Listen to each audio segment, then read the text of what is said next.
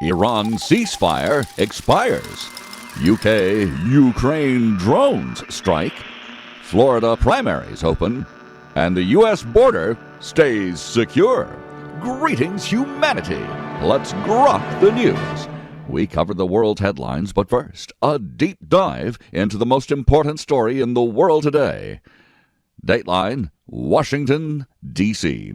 President Donald Trump is confronting a critical deadline in the ongoing conflict with Iran as a 60-day truce agreement expires without a final deal. The Memorandum of Understanding, signed in June during the Group of Seven summit in France, set a clear window for negotiations on Iran's nuclear program, sanctions relief, and reopening the Strait of Hormuz. That waterway, through which roughly 20% of the world's oil normally passes, has largely remained blocked since the fighting began earlier this year. Speaking to reporters and in a Fox News interview yesterday, Trump made his position unambiguous. He said Iran must put up the white flag of surrender and accept that it cannot have a nuclear weapon under any circumstances. Trump stated he has no fixed timetable and is not rushing because of the approaching midterm elections. At the same time, he issued a stark warning directed at Oman, the Gulf nation that has been mediating talks with Tehran over shipping arrangements through the strait and hoping to get a piece of the action. Quote, "If Oman gets in the way, we'll bomb the shit out of them," the president said, not spelling it out either, using language that immediately raised concerns among the usually concerned. Omani officials have been working with Iranian counterparts on a transit map that would allow commercial vessels to pass under certain conditions. Iranian Foreign Ministry spokesman Ismail Baghahi has described the 60-day deadline as irrelevant, claiming the United States violated the original understanding early on.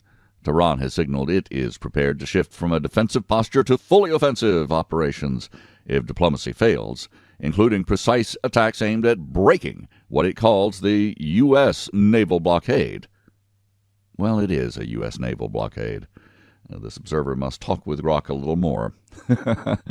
The stakes extend far beyond the two capitals.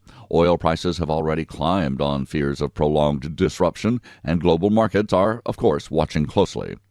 A vessel transiting outbound through the strait was struck by an unknown projectile yesterday, damaging the engine room and killing one crew member. Omani Coast Guard units assisted the remaining sailors. The United Kingdom Maritime Trade Operations Center confirmed the incident, adding another layer of tension to an already fragile shipping corridor. Trump's envoy and son-in-law, Jared Kushner, told Fox News that conversations with Iranian representatives remain positive and active, though he acknowledged a deep lack of trust after years of hostility. Kushner said that the president will be patient and will only accept the right deal when it is ready. Iranian officials, however, continue to insist that the Strait of Hormuz will open and close only under their command.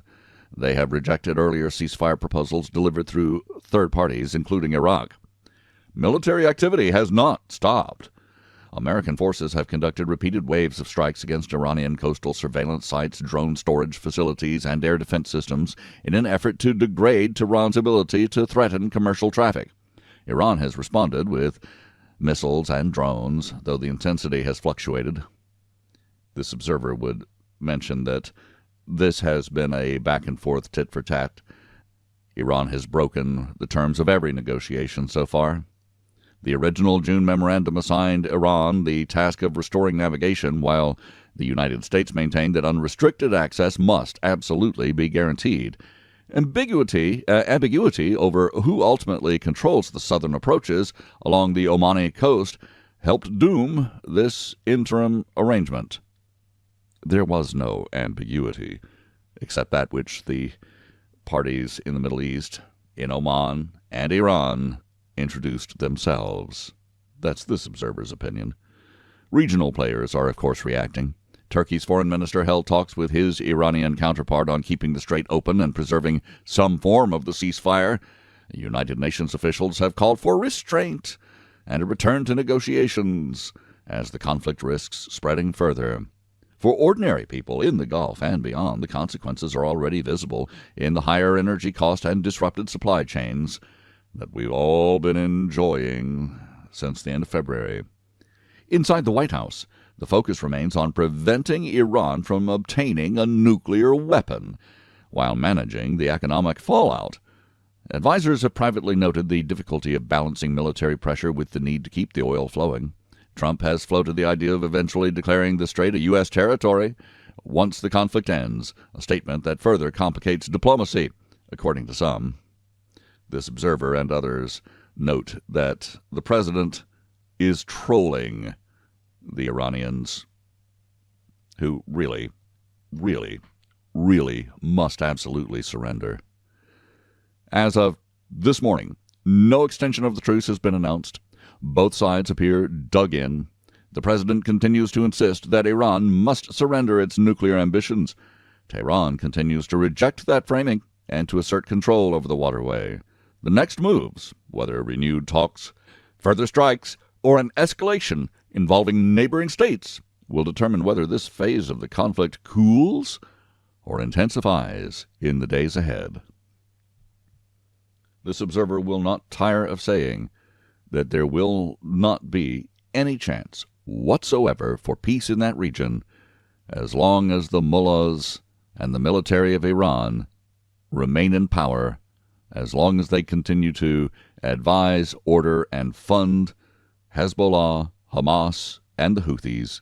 There will be no peace until there is absolute surrender, or otherwise the Iranian regime is removed. I'm Robert Gardner, using GROK each weekday to truthfully summarize the news.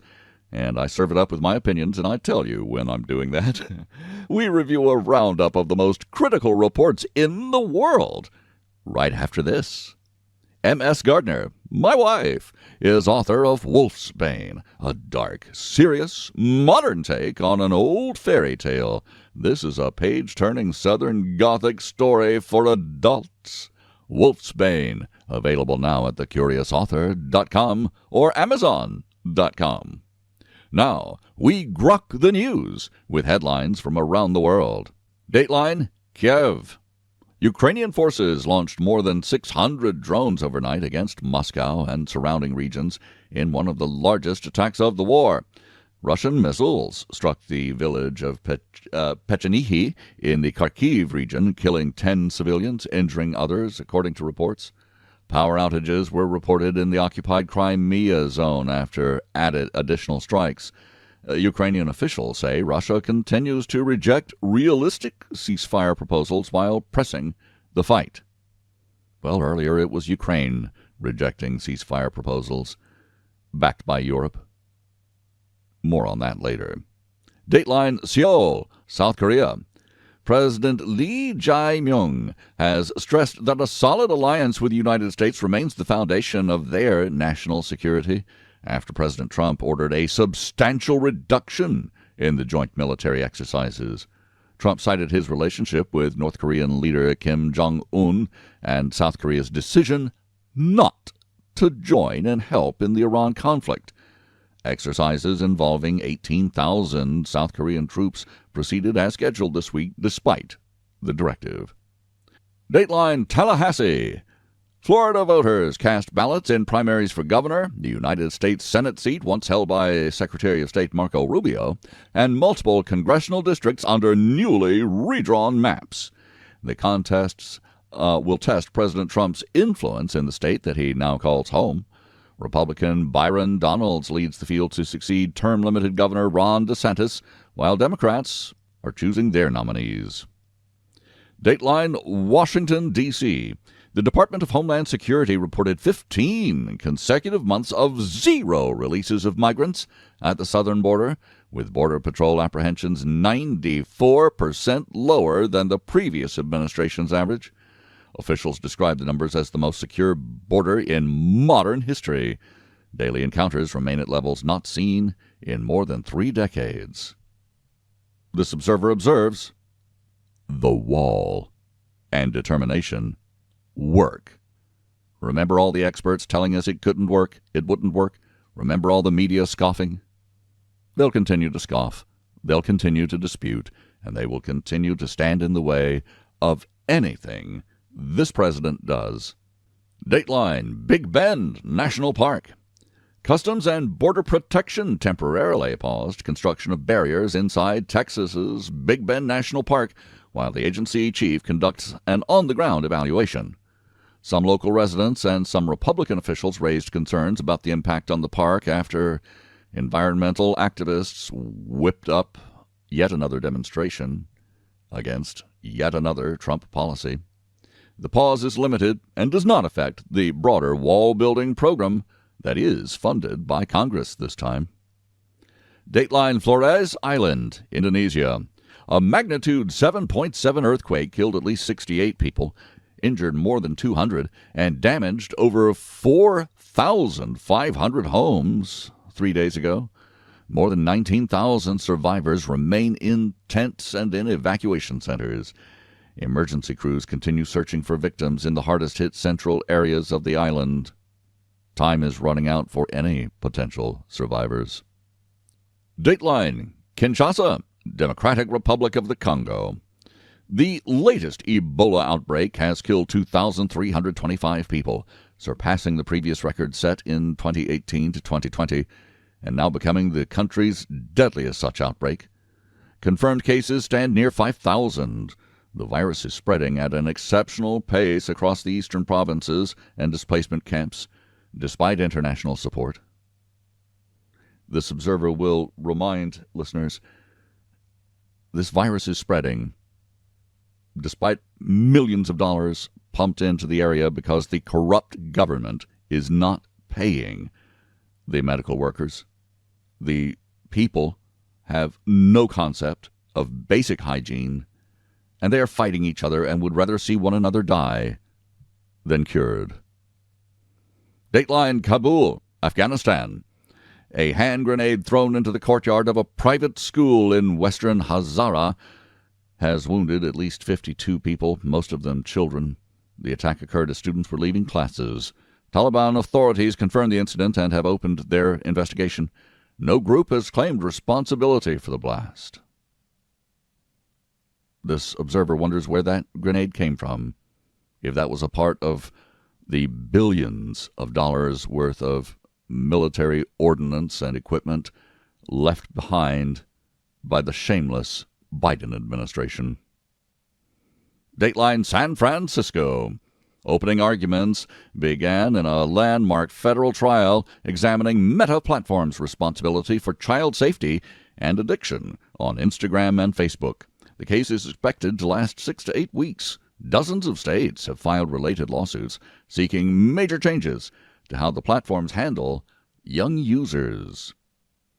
As mentioned before, this observer thinks that the platforms do have a responsibility to protect minors. Parents have a greater responsibility. This observer is always concerned that while such measures always seem to start off with concern for the children, they often end up with free speech limitation for adults. Dateline, Taipei. Taiwan's defense ministry tracked 5 Chinese military aircraft, 15 naval and official vessels that are operating around the island. In the last 24 hours, that continues. 3 aircraft crossed the median line. Taiwan responded by scrambling its own aircraft, ships, and coastal missile systems as gray zone pressure continues. Dateline, Zamboanga in the Philippines. A student opened fire at a Catholic school, killing one classmate and then himself in an attack that was live-streamed. Local officials confirmed the 2 deaths and said that the motive remains under investigation. The incident has shocked the southern city and prompted renewed calls for tighter school security measures. This observer would predict that if we ever hear the end of this story, you will find that your motive was jihad.